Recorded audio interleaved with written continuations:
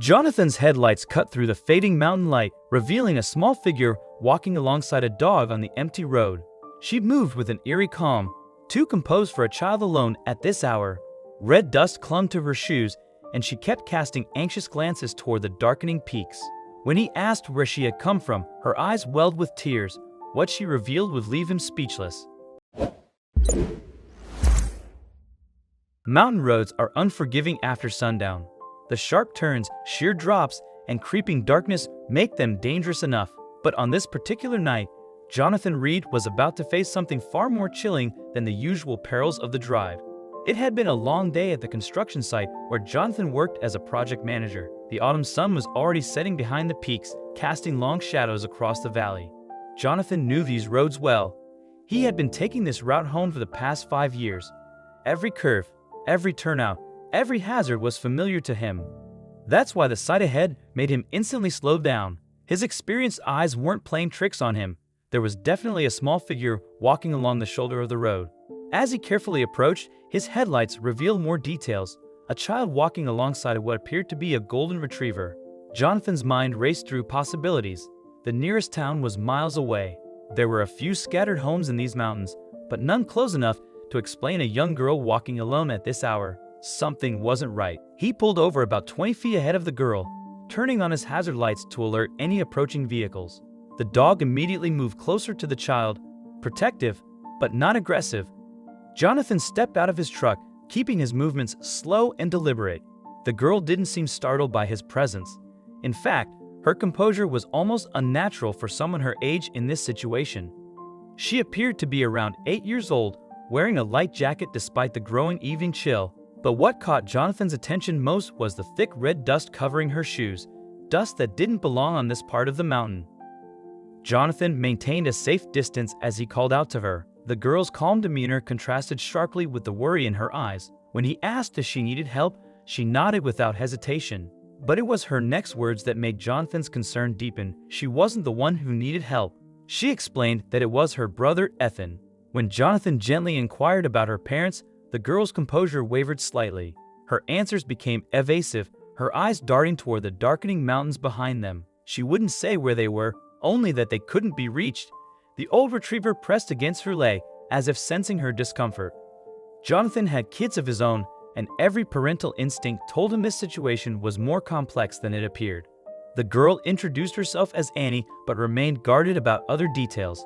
She kept glancing back toward the mountains with growing anxiety, checking her watch every few minutes as darkness continued to fall. Jonathan knew he needed to gain Annie's trust quickly. He noticed how she flinched when he mentioned calling the authorities. There was fear in her reaction, not fear of him, but fear of something else. Something that made this young girl choose to walk alone on a mountain road rather than seek help through normal channels. Annie's story began to emerge in small pieces. She spoke about her brother, Ethan, her voice filled with concern but also defensiveness. According to Annie, their parents had been increasingly harsh with Ethan lately. Every mistake, no matter how small, turned into lengthy lectures about responsibility and consequences. The pattern had become clear in their household.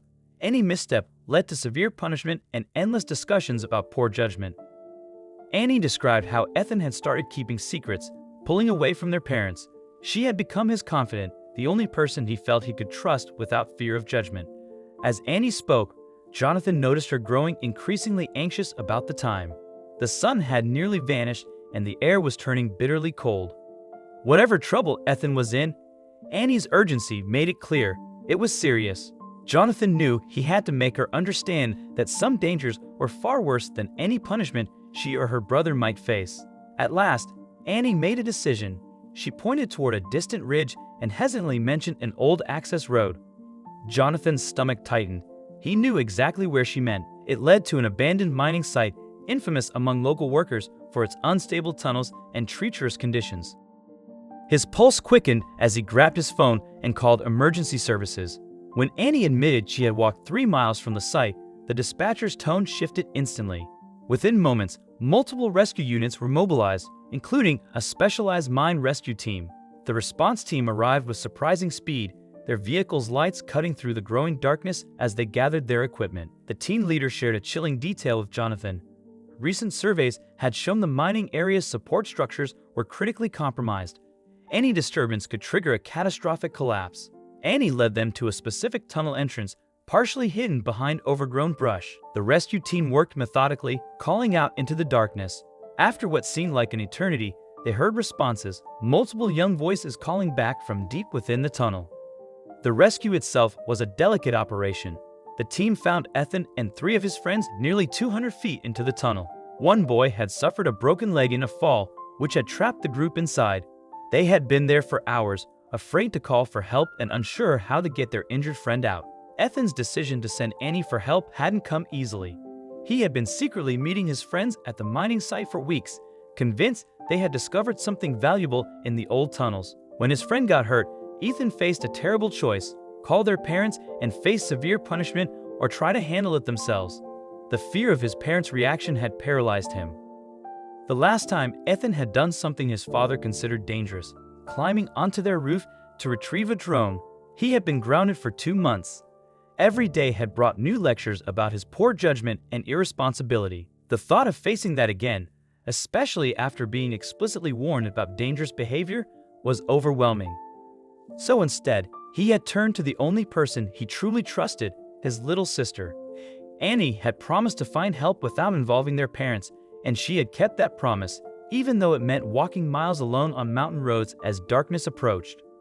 As the rescue team carefully extracted the boys from the tunnel, they revealed something that made everyone's blood run cold. The support beams in that section of the tunnel showed severe structural fatigue. The whole passage could have collapsed at any moment, burying everyone inside under tons of rock and earth. The aftermath of the incident forced Ethan and Annie's parents to face some difficult truths. Their children's actions had been dangerous. There was no question about that. But what shook them to their core was the realization that their children had felt safer in a collapsing mine than facing their parents' reaction. The constant criticism and harsh punishments hadn't made their children more responsible. They had achieved the opposite effect. Instead of learning to make better decisions, their children had learned to hide their mistakes. Instead of coming to their parents for help in dangerous situations, they had risked their lives to avoid confrontation. This revelation hit Ethan and Annie's parents hard. They had always believed their strict approach was preparing their children for the real world, teaching them about consequences and responsibility. Instead, they had created an environment where their children felt they couldn't ask for help when they needed it most. The incident became a watershed moment for the family. While Ethan did face consequences for his actions, the nature of those consequences changed dramatically. His parents finally understood that their role wasn't just to punish mistakes, but to create an environment where their children felt safe coming to them with problems. The change didn't happen overnight, but it was life-changing. Through family counseling, they learned to communicate in a way that built understanding instead of fear. They listened more, lectured less, and focused on guiding rather than criticizing. Most importantly, they worked to rebuild the trust that years of harsh discipline had slowly eroded. Jonathan often thought back to that night, the little girl on the mountain road, her quiet bravery, and the chain of events she set in motion. Her courage had saved 4 lives. But the real lesson wasn't just about the dangers of abandoned mines or making better choices. It was about the unintended consequences of fear, how the desire to protect can sometimes push children into even greater danger. So now, ask yourself, if your parenting style was driving your children away, how would you earn back their trust?